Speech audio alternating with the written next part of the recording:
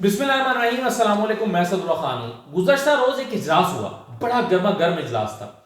और ये इजलास था कौमी असम्बली की कायमा कमेटी बराए ख़जाना का, जिसको कैसर शेख साहब हेड कर रहे थे, जिसमें इसहाक डार साहब ने आना था लेकिन वो नहीं आए। और हुकूमती जो रहनुमा वहाँ पर मौजूद थे, मेंबर्स मौजूद थे, और जो उनके इत्तेहादी थे, उन्होंने मिट्टी पलीद कर रहे हैं कह सकता हूं मैं, जो कुछ किया उन्होंने हुकूमत के साथ कल, अपनी ही जमात के साथ और अपने ही इत्तेहादी जमात के साथ और अपनी हुकूमत के साथ। और इसहाक डार साहब के बारे में जो जो कुछ कहा गया इस मीटिंग में, और जितने सवालात उठाए गए, और जो जो अफसरान वहां पर प्रेजेंटेशन देने आए थे उनकी जिस तरह से क्लास ली गई, इसको देख के अंदाजा होता है कि कितनी सख्त किस्म की बेचैनी है खुद हुकूमती मेंबर्स में, क्योंकि उन्होंने जाकर इलेक्शन भी लड़ना है। अब देखिए सवाल क्या हुआ। पहले तो मैं आपको बता दूं कि ये इजलास कैसा शेख साहब हेड करते हैं, कायमा कमेटी के वो चेयरमैन है। और इसमें जो है वो खुद हुकूमत के मतलब बर्जेस ताहिर साहब हैं, जैसे अली परवेज मलिक साहब हैं, ठीक है। इसमें और भी बड़े अहम डॉक्टर नफीसा शाह भी आज बैठी हुई थी। तो और भी काफ़ी सारे जो है वो साबिर कायम खानी साहब हैं, पीपल्स पार्टी से सिंध से हैं। इसी तरह से और भी अहम रहनुमा मौजूद थे। और उधर से तारिक बाजवा साहब आए हुए थे, जो कि एडवाइज़र हैं प्राइम मिनिस्टर के उसमें ख़जाना के हवाले से। तो देखिए स्पेशल असिस्टेंट प्राइम मिनिस्टर हैं ऑन फाइनेंस। अच्छा, अब इस मीटिंग में जो बर्जीस साहिर साहब हैं, उन्होंने सबसे पहले सवाल उठाना शुरू किए। उन्होंने कहा कि जी हमें बताया जाए कि डॉलर का क्या कर रहे हैं। हमें ये मिफ्ता इस्माइल साहब के होते हुए ये लारा लगाया गया था कि इसहाक डार साहब आएंगे तो डॉलर काबू करेंगे। उन्होंने कहा भाई इसहाक डार साहब ने आकर किया क्या है, उन्होंने पॉलिसी क्या दी है, और वो आज यहां पर क्यों नहीं आए। उनसे पूछा गया कि इसहाक डार साहब ने कहा था कि वो आएंगे, डॉलर सस्ता हो जाएगा। डॉलर यहां पर 245 रुपए में मिल रहा है। डॉलर 200 वैसे 228-30 रुपए का है, लेकिन जब आप लेने जाते हैं 240-45 रुपए का मिलता है। तो कहां है इसहाक डार साहब, क्यों जवाब नहीं देना चाहते। तो उस पर कैसर शेख साहब ने कहा कि जी उनसे रब्ता किया गया था, उनको बताया गया था मीटिंग है, आपने इसमें आना है। इसहाक डार साहब ने कहा कि जी मैं मसरूफ हूं, मैं नहीं आ सकता। तो इस पर अगेन बरहमी का इजहार किया, खालिद मक्सी साहब भी इसमें थे। तो इसमें बरहमी का इजहार किया गया कि ये कौन सा तरीका है।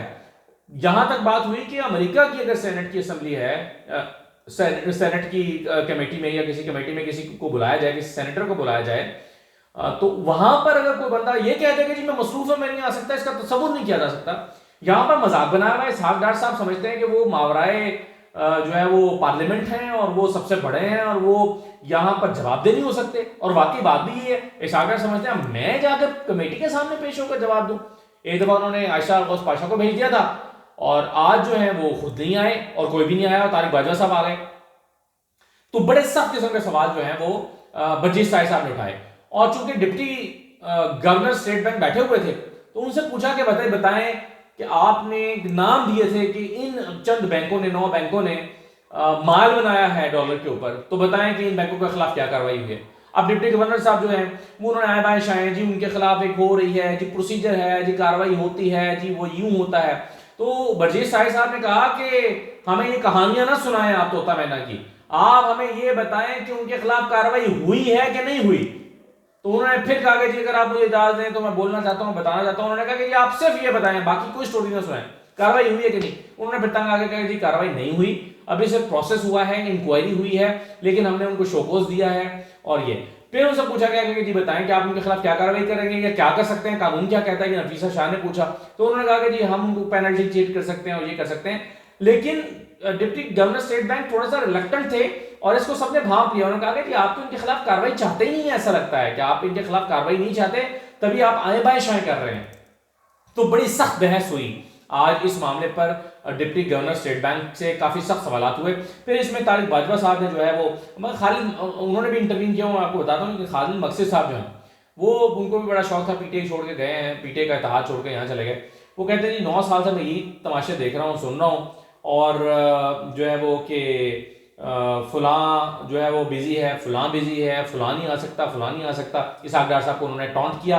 उन्होंने कहा कि इंडस्ट्री की ग्रोथ का कोई पता नहीं है, इंपोर्ट एक्सपोर्ट का कोई पता नहीं है, इंडस्ट्री बिल्कुल बैठ चुकी है। ये अपनी हुकूमत पर अपने मेंबर्स और उनके तहादी इल्जाम आयद कर रहे हैं। वो कह रहे हैं बैठ चुकी है, हमें कुछ नजर नहीं आ रहा। और मिफ्ता साहब और डार साहब को भी देख लिया, कोई डायरेक्शन इनके पास भी नजर नहीं आ रही। इस तरह की बातें उन्होंने जो है वो की हैं। और उस पर जो है वो नासिर इकबाल बसाल साहब हैं, उन्होंने कहा कि जो कुछ अब तक हो गया उसके खिलाफ कार्रवाई क्यों नहीं हुई। साबिर कायम खानी साहब ने भी ऐसी बातें की। अब इम्पॉर्टेंट बात इसमें यह है कि नफीसा शाह साहबा जो हैं उन्होंने भी इस पर काफ़ी सख्त सवाल उठाए कि जी जिन्होंने डॉलर को आज तक कंट्रोल नहीं किया कर पा रहे और जिन्होंने माल बनाया बैंकों ने, उनके खिलाफ आप क्या कर रहे हैं। और फिर नेशनल बैंक का सवाल हुआ कि बाकी बैंकों को आप जुर्माना करेंगे, नेशनल बैंक को आप क्या करेंगे। तो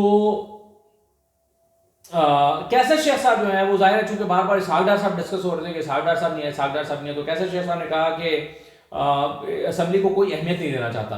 वो भी फिर बरहम हो गए। उन्होंने कहा मुझे ये लगता है कि असेंबली को यानी पार्लियामेंट को कोई अहमियत ही नहीं देना चाहता। ये पार्लियामेंट की नुमाइंदगी करती है ना ये कमेटी, तो पार्लियामेंट को कोई इंपॉर्टेंस ही नहीं देना चाहता। ये जो है वो उन्होंने कहा कैसर शेख साहब ने। उन्होंने कहा कि जब भी हम किसी को कोई मीटिंग रखते हैं, ऑफिसर्स को फोन करते हैं तो पता चलता है कि वो बिजी हैं, कोई आने के लिए तैयार ही नहीं होता यहाँ पर।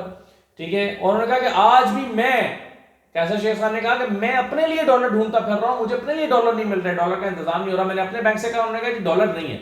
तो कैसर शेख साहब ने कहा कि मैं डॉलर ढूंढता फिर रहा हूं। तो आज सबने मिलकर खूब तनकीद का निशाना बनाया इसहाक डार साहब को। और फिर चौधरी खालिद इकबाल साहब ने कहा कि उन्होंने कहा कि 9 साल से तमाशा लगा हुआ है, आज हम ये बैठ कर रोना रो रहे हैं, अगली मीटिंग में सब भूल जाएंगे और कोई और मौजूद शुरू हो जाएगा। तो ये उन्होंने बड़े सख्त लहजे में जो है वो ये कहा। फिर डिप्टी गवर्नर स्टेट बैंक ने जो है वो उस पर वजाहत देने की कोशिश की, लेकिन वो बात उनसे बनी नहीं।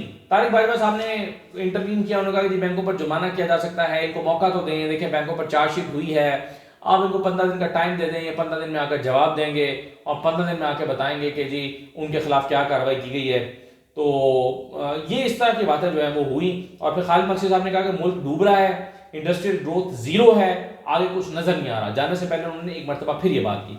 ये तो एक मौजू था। दूसरा मौजू इसी कमेटी में जो डिस्कस हुआ है वो हुआ है सैलाब का। इस पर नफीसा शाह बहुत बरहम हुई, बहुत गुस्से में थी। उन्होंने कहा कि मुझे, वो आए हुए थे एनडीएमए के रिप्रेजेंटेटिव, उन्होंने ब्रीफिंग दी, उन्होंने बताया कि खैरपुर में आपने कितने खैमे दिए। तो उन्होंने कहा कि जी खैरपुर में हमने 9000 खैमे दिए। उन्होंने खैरपुर में टोटल आबादी मुतासर कितनी है, तो उनके पास उनका कोई डाटा नहीं था। कि उन्होंने कहा जी हमारे पास कोई डाटा नहीं है।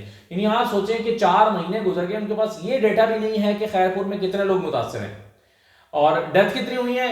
उस पर नफीसा शाह ने कहा कि आप 4-5 की फिगर मुझे ना दें, 4-5 बच्चे एक एक इलाके में रोजाना मर रहे हैं। उन्होंने कहा कि खुद मेरे डिस्ट्रिक्ट में 5000 बच्चे मर चुके हैं।